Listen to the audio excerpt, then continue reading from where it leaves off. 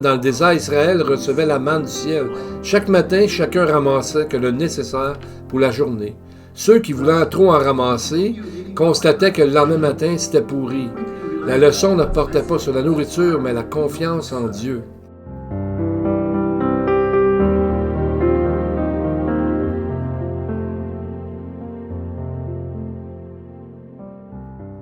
Alors, ouvrons nos Bibles au dernier livre de l'Ancien Testament et le chapitre final. Dans la plupart des Bibles en français ou en anglais, le livre de Malachie s'arrête au chapitre 4.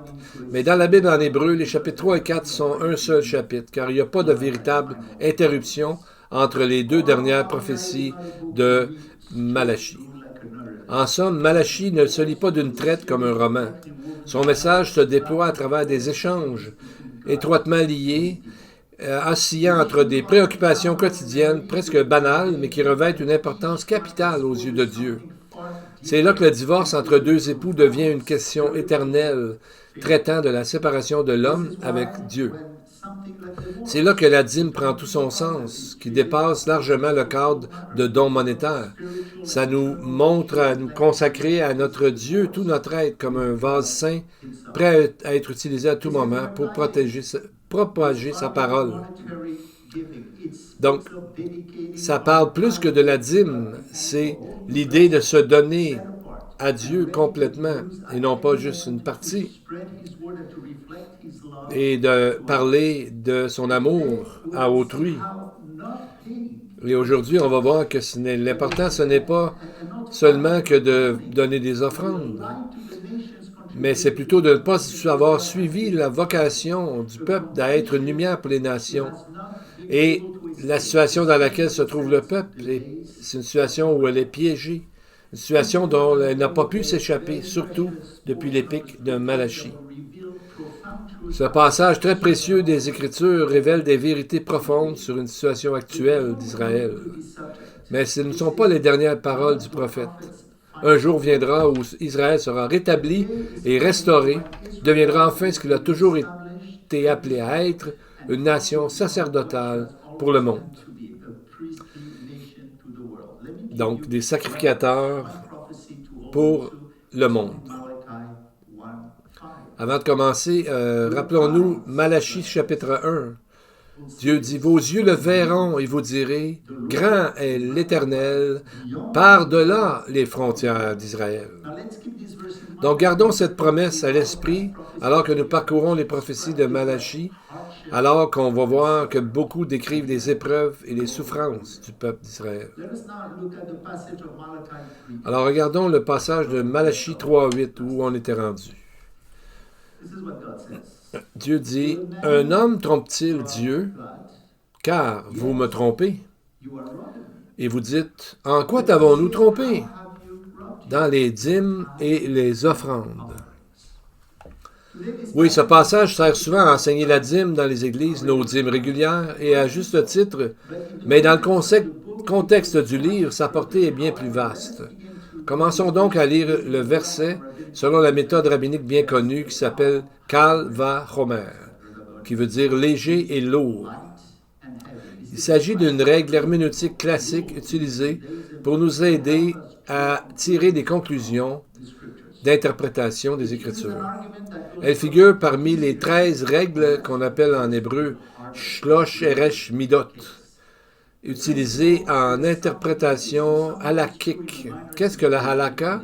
C'est un ensemble de lois de traditions fondées sur la Torah et élaborées pour réger tous les aspects de la vie quotidienne juive. Et Jésus a parlé de ce concept lorsqu'il a dit, vous savez, aux 3 serviteurs à qui il avait été donné quelque chose, il a dit, tu as été fidèle en peu de choses, je te confierai beaucoup. Le principe d'interprétation dit que si quelque chose est vrai dans une situation mineure, un cas simple, cela l'est d'autant plus dans une situation majeure, un cas plus complexe. Donc, c'est l'histoire de tous les croyants à qui il nous a été donné beaucoup. Et au tribunal du Messie, c'est là que nous recevrons des responsabilités de ce que nous avons fait pour Dieu. Ainsi, dans le livre de Néhémie, on a vu que Les gens avaient cessé de payer la dîme, pourtant indispensable au fonctionnement du temple. C'est pourquoi le Seigneur les accuse dans le livre de Malachie de le voler. C'est la première et la plus évidente conclusion que l'on peut tirer de Malachie 3.8. Leur manque de générosité révélait deux choses. Premièrement, un manque d'engagement envers Dieu. Deuxièmement, même s'ils n'en avaient peut-être pas conscience, ils se privaient de nombreuses bénédictions divines, comme on peut faire comme croyant aujourd'hui. On en manque beaucoup si on n'ébouillit pas à Dieu dans ce qu'il nous demande. Dans l'Écriture, hier comme aujourd'hui, donner et payer la dîme sont des choses importantes. Chaque fois que nous donnons, que ce soit de l'argent, du temps ou une prière, c'est comme renouveler notre alliance que nous avons avec Dieu. C'est une manière de déclarer que nous lui appartenons et que nous marchons avec lui. Avant d'aller plus loin, soyons clairs. Ceci n'est pas un message de collecte de fonds. Notre congrégation a toujours été fondée sur la foi. Nous n'avons jamais demandé d'argent depuis cette chair et nous ne le ferons jamais. Le Seigneur a toujours pourvu à nos besoins grâce à la générosité des cœurs. Mais le point que je souhaite souligner est le suivant. Dieu accorde une grande importance aux dons et de grandes bénédictions accompagnent ceux qui donnent avec foi. Et je ne veux pas que vous manquiez ça. Le principe fondamental est clairement enseigné dans la Torah où la dîme est liée à des thèmes puissants tels que le repos du sabbat et l'année du jubilé. Le Seigneur dit,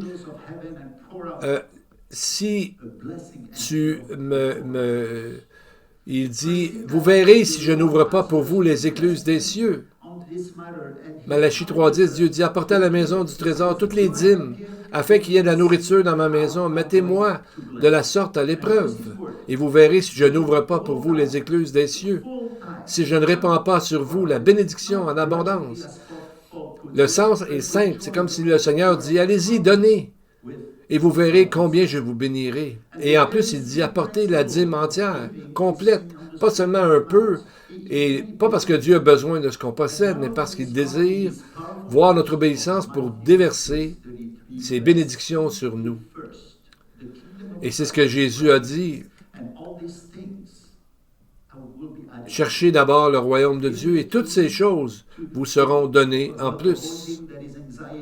Donc tout ça va enlever en nous l'anxiété et les questionnements, les problématiques. Parce que donner à Dieu, c'est de renouveler l'alliance. Et Dieu va prendre soin du reste. C'est ce que Dieu nous a dit. Et on a un bon exemple dans l'histoire de la vie d'Israël. Chaque fois qu'Israël marchait avec Dieu, ça allait bien, il prospérait, ça allait bien à tous les niveaux. Et à chaque fois que l'Israël s'éloignait de Dieu, il y avait des guerres, il y avait des troubles, il y avait toutes sortes de problèmes. Donc, c'est exactement la preuve dans l'histoire d'Israël, qui est la même chose pour nous les croyants. Nous devons vraiment porter attention à ces choses-là. Et nous voyons dans la Bible, dans la Torah, qu'est-ce que Dieu a demandé à Israël. Comme dans l'année du Jubilé, où toutes les dettes sont annulées, comme on a parlé ce matin déjà durant les chants. Donc, l'idée, c'est de donner afin d'avoir soi-même un repos et de donner le repos à d'autres personnes qui nous doivent des choses ou de qui on s'attend de certaines choses. Donc, on se rend compte que Dieu nous a déjà donné énormément à travers son Fils. Il nous a donné quoi? Le salut même. Une chose importante aussi au sujet de la dîme, des offrandes que nous devons vraiment considérer. Et que c'est une partie importante des Écritures dans la Torah. Dans, par exemple, Deutéronome 14, 22, 23, le Seigneur ordonne à Israël d'apporter sa dîme en disant « Tu donneras la dîme de tout ce que produira ta semence, de ce que rapportera ton champ chaque année, afin que tu apprennes à craindre toujours l'Éternel, ton Dieu. » Parce qu'on reconnaît que ce n'est pas toujours facile de se séparer de ce que l'on possède. Et parce que le Seigneur désire que son peuple vive dans la joie et la paix, Dieu insiste fortement sur ce commandement. En hébreu, il est écrit, Deutéronome 14, 22, tu donneras la dîme. En hébreu, ça dit, c'est encore plus fort, ça dit dîme, dîme de tous les produits. Donc une répétition du mot dîme ici. Cette répétition, c'est souvent la manière que prend Dieu pour souligner l'importance de quelque chose. Ce n'est pas une simple suggestion, mais un commandement sérieux destiné à façonner notre cœur, à fortifier notre foi et à enseigner à avoir confiance dans le Seigneur. Et quel est le but? C'est d'enseigner à Israël à craindre et avoir de respecter et de révérer le Seigneur en tout temps. Elle était destinée à renforcer leur crainte de Dieu. Chaque fois qu'ils apportaient leur dîme, ils déclaraient leur confiance en lui. Ils confessaient que leur sécurité ne reposait ni sur leur récolte, ni sur leur richesse ou leurs armées, mais sur le Seigneur lui-même. Ce n'est pas la somme qu'on l'on donne qui détermine que l'on est près de Dieu, mais la manière dont on donne. C'est l'état de notre cœur qui compte. Dans l'Évangile de Marc, on lit l'histoire d'une pauvre veuve, rappelez-vous, qui n'a donné que 2 petites pièces de cuivre, alors que d'autres ont donné beaucoup. Marc 12, 41 dit « Jésus, s'étant assis vis-à-vis du tronc où on donnait, regardait comment la foule y mettait de l'argent. Plusieurs riches mettaient beaucoup. Alors que beaucoup donnaient de l'argent et de l'or, elle offrit ce qui semblait insignifiant, 2 petites pièces, des petits leftas. Les Grecs, en grec, ça vaut à peine une fraction d'un denier, presque rien. Pourtant, Yeshua a été profondément touché. Et Jésus, remarquez un détail important, il se tenait là, spécifiquement, il observait comment les gens donnaient. Non pas parce qu'il avait besoin de compter leur argent, mais parce qu'il se réjouit de bénir. C'est comme s'il se tenait là, les bras chargés de bénédictions, en cherchant le cœur prêt à les recevoir, car la dîme apporte des bénédictions. Et cette pauvre veuve, elle a reçu sûrement beaucoup de bénédictions, car elle a donné ce qu'elle avait comme son nécessaire. À cette époque, les gens faisaient même étalage de leurs dons. La Mishnah nous dit que dans le temple, il y avait 13 troncs en forme de trompette pour les offrandes.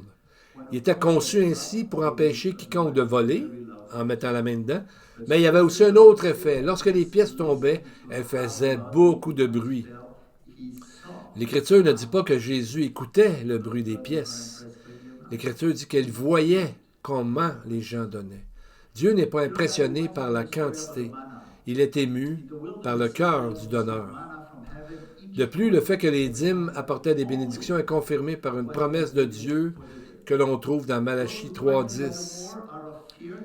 Comme on a lu, Dieu dit « Apportez et mettez-moi testez-moi, vous allez voir, je vais vous bénir. » Et on voit l'importance, c'est de la confiance en Dieu. Ceux qui s'approchent de ça en donnant à Dieu, c'est de voir qu'on a confiance en Dieu. Et un des meilleures illustrations qu'on peut voir, c'est de donner. On voit que donner, c'est vraiment important parce que la foi, c'est la foi qui ouvre le cœur de Dieu. Donc, l'important, c'est la manne, l'histoire de la manne. Dans le désert, Israël recevait la manne du ciel. Chaque matin, chacun ramassait que le nécessaire pour la journée. Ceux qui voulaient trop en ramasser constataient que le lendemain matin, c'était pourri. La leçon ne portait pas sur la nourriture, mais la confiance en Dieu. C'est la même chose pour la charité en hébreu. La charité est pour la vie. Lorsqu'on a peur et qu'on veut tout garder, eh bien, ça empêche les bénédictions de Dieu, alors que la foi ouvre les bénédictions de la part de Dieu. Voici ce que Dieu dit, verset 9. Il dit, « Vous êtes frappés par la malédiction, et vous me trompez, la nation tout entière. » Il ne s'agit pas simplement de donner les dîmes des offrandes hebdomadaires, mais la malédiction montrait que c'était une malédiction parce que la façon dont il le faisait. Donc le mot, dans les traductions, on voit souvent une malédiction, mais le mot dit la malédiction. Donc c'est quelque chose de plus précis qu'une malédiction comme telle. Et la réponse, c'est lorsqu'on voit le mot voler. C'est un mot très rare qui est utilisé dans la Bible. Et on voit qu'il est utilisé 3 fois dans Malachie chapitre 3, qui veut dire de couvrir, de mettre quelque chose par-dessus, de cacher la gloire de Dieu. C'est ce dont le Seigneur se plaint.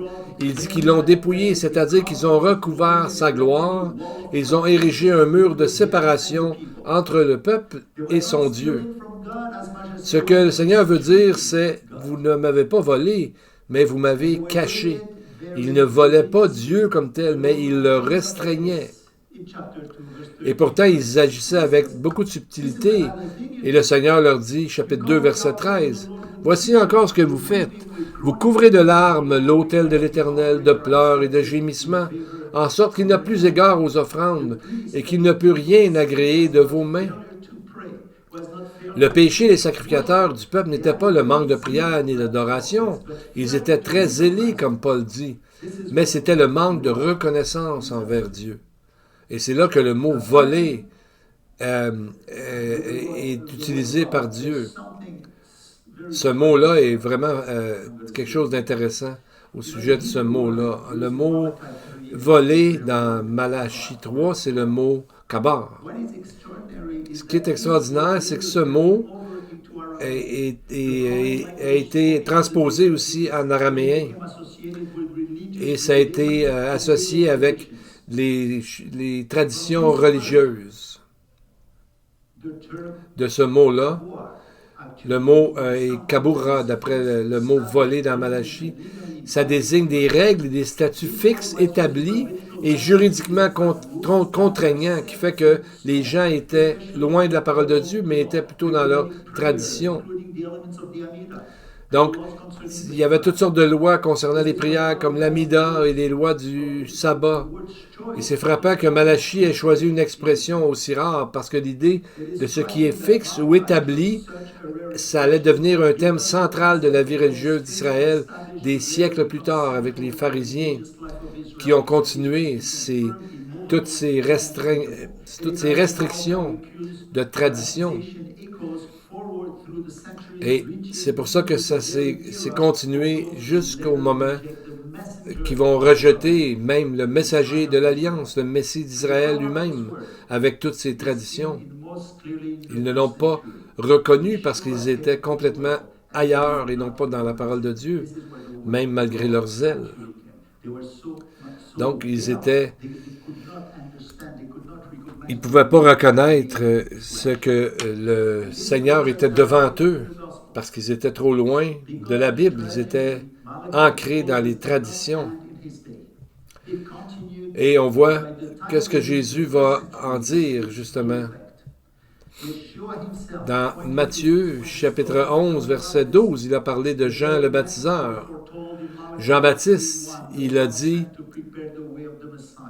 c'était lui, nous savons, on a vu que Jean-Baptiste, c'était lui qui préparait la voie devant le Seigneur, le chemin. Donc on voit, Jésus dit, depuis le temps de Jean-Baptiste jusqu'à présent, le royaume des cieux est forcé, et ce sont les violents qui s'en emparent. Car tous les prophètes et la loi ont prophétisé jusqu'à Jean. Donc, Jésus est en train de dire qu'est-ce qui est devenu maintenant le message. Pardon. Qu'est-ce que ça veut dire, le royaume des cieux est forcé?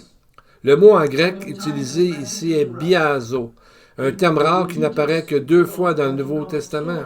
C'est que le monde religieux est devenu tellement dur, tellement fixé dans des règles et des traditions, que c'est comme ce terme est employé pour une armée qui entre de force dans une ville et s'en empare. Il véhicule une notion de domination, de contrôle, de pouvoir et même d'oppression. Alors, c'est ce mot-là qui est utilisé, c'est un mot fort. Ça veut dire qu'ils avaient pris la parole de Dieu pour forcer les gens à entrer dans leur tradition. Donc, au nom de Dieu, ils faisaient ces choses-là. Donc, en fait, on se pose la question, qui cherchait à s'imposer dans le royaume de Dieu? Et qui tentait de s'en emparer et de le contrôler?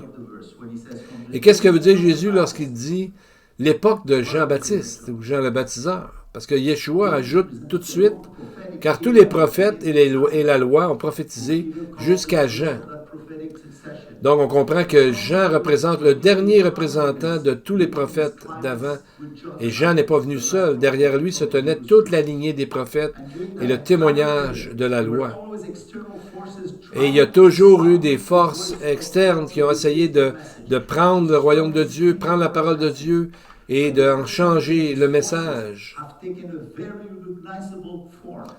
Donc, on voit que ces chefs religieux d'Israël, surtout la classe de sacrificateurs, a pris la place et a changé la parole de Dieu pour leur tradition. Et c'est pour ça qu'un jour, on voit que la lignée des chefs religieux, c'est ce que ça a donné plus tard, au moment où Jésus était là aussi. Il y avait les pharisiens, puis les sadducéens. Les sadducéens qui ne croyaient pas comme tel à la résurrection. Et c'est eux autres qui avaient vraiment le pouvoir sur les traditions. C'est eux autres qui contrôlaient le temple. Ils étaient très près des autorités romaines. Et c'est eux autres aussi qui ont condamné surtout Jésus. Ils avaient une grande influence. Et ce sont ces chefs religieux qui ont forcé les choses. Mais ils étaient très loin des enseignements de la Torah. Et en plus, ils croyaient même qu'il n'y avait pas de résurrection. Alors que c'est vraiment s'éloigner du fondement même de la Bible. On voit même leur confusion là, dans Marc chapitre 3, qu'on en a parlé. En fait, c'est dans Marc chapitre 12. On voit qu'ils ne croyaient pas à la résurrection, puis ils avaient envie de s'en moquer. Lorsqu'ils ont dit à Jésus, ben, il y a un frère qui est mort, et ensuite, tous les autres sont morts sans avoir d'enfants. Et là, ils ont demandé à Jésus, à la résurrection, duquel d'entre eux sera-t-elle l'épouse, cette femme-là? Yeshua leur répond aussitôt qu'ils se trompent, car ils ne comprennent ni les Écritures, ni la puissance de Dieu. Ils ne réalisaient même pas qu'ils s'adressaient à l'auteur même des Écritures, car Jésus est la parole de Dieu. Après les avoir patiemment corrigés, Jésus conclut par une sévère réprimande. Il dit, vous êtes gravement dans l'erreur. De plus, la prophétie prononcée contre ces sacrificateurs corrompus dans Malachie 2.3, quand l'Éternel avait dit, rappelez-vous, je vais anéantir ta descendance, semble trouver un accomplissement frappant dans l'histoire.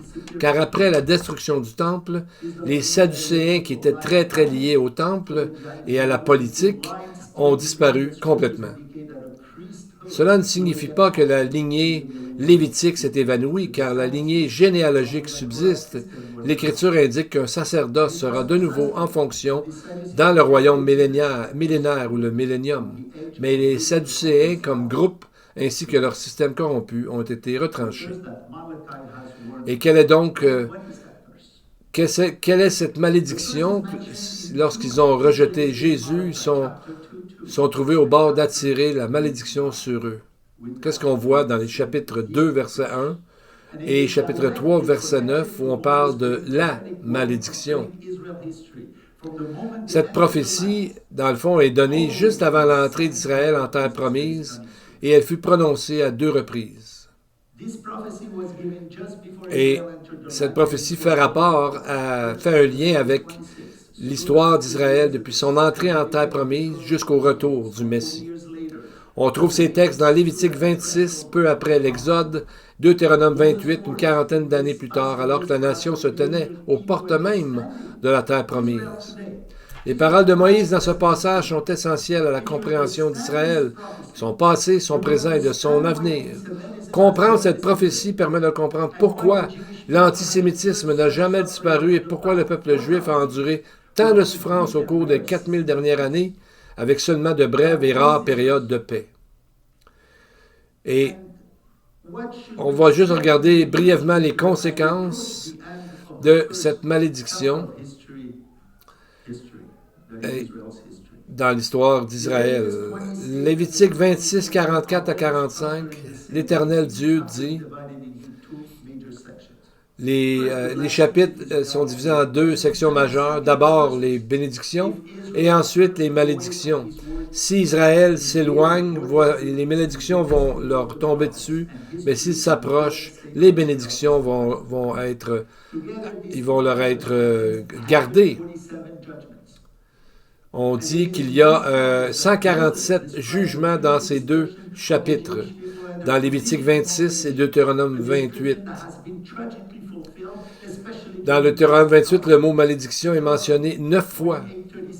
Deutéronome 28, 37, il est écrit « Et tu seras un sujet d'étonnement, de sarcasme et de raillerie parmi tous les peuples chez qui l'Éternel te mènera. » Moïse dit qu'Israël deviendra un proverbe, en hébreu, machal, une parabole, quelque chose d'énigmatique et de pas mal difficile à expliquer.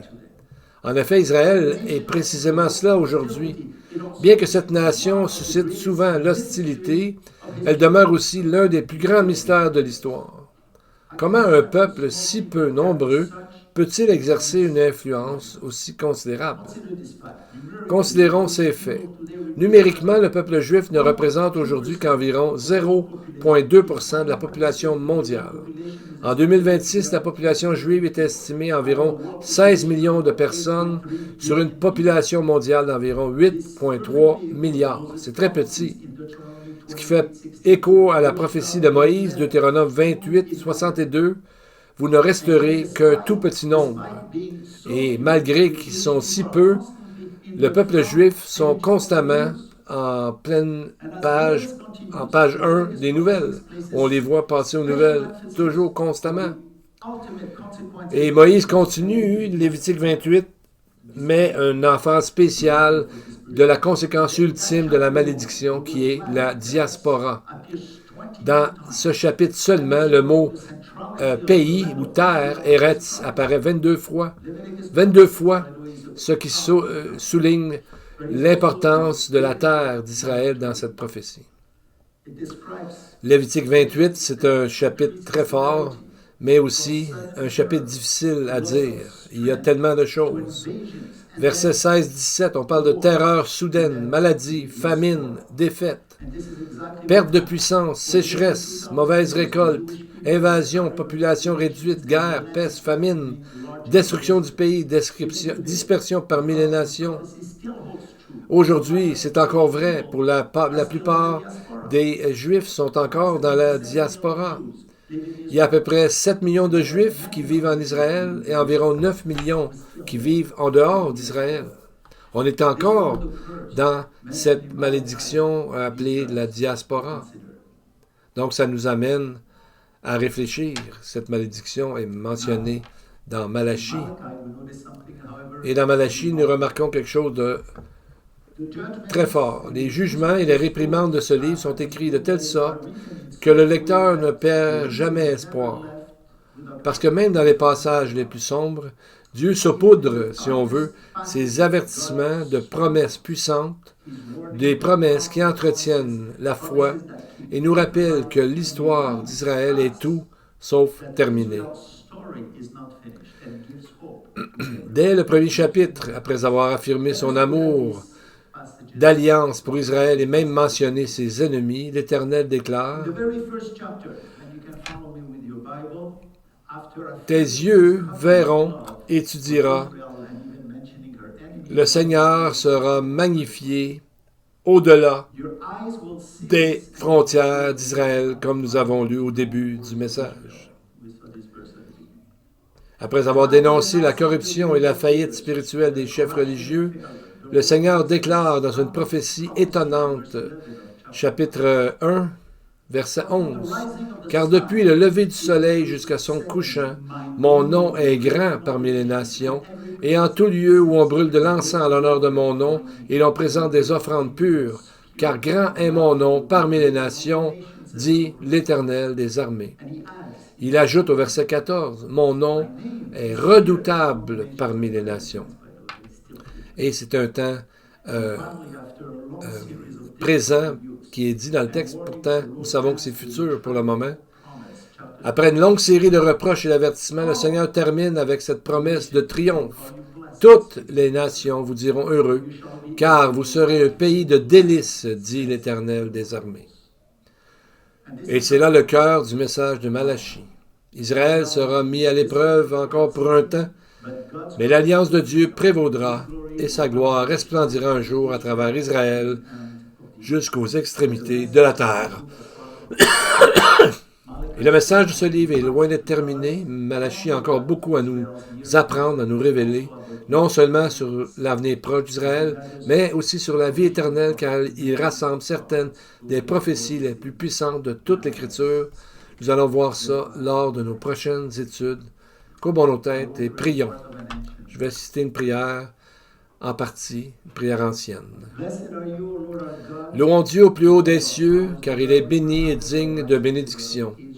Nul n'est comme toi, ta sainteté est infinie, tes œuvres sont merveilleuses. Béni sois-tu, Seigneur notre Dieu, Dieu de nos pères, Dieu d'Abraham, Dieu d'Isaac et d'Israël, Dieu grand, puissant et redoutable, toi, notre bouclier, le bouclier de nos pères, qui accroît notre fidélité de génération en génération. Béni sois-tu, Seigneur, car tu es le bouclier d'Abraham, le bouclier de quiconque s'approche humblement de toi avec un cœur repentant. Aujourd'hui, Seigneur, nous avons vu combien les actions de certains te troublent, mais tu es tellement un Dieu d'amour patient que ne voulant qu'aucun périsse. Pour tout cela, Seigneur, nous te louons et nous te remercions de nous révéler tes sentiments et tes émotions à nous, ta création. Répands ton esprit sur ceux qui souffrent et offre ton salut à ceux qui le désirent, qui ne sont pas encore sauvés, qu'ils viennent à découvrir qui est Yeshua. Amen. Amen. Que Dieu vous bénisse. Si vous avez des commentaires, des questions, nous allons être là pour... Ceux qui sont en ligne aussi peuvent nous envoyer leurs questions et nous allons y répondre dans un autre format à un moment donné.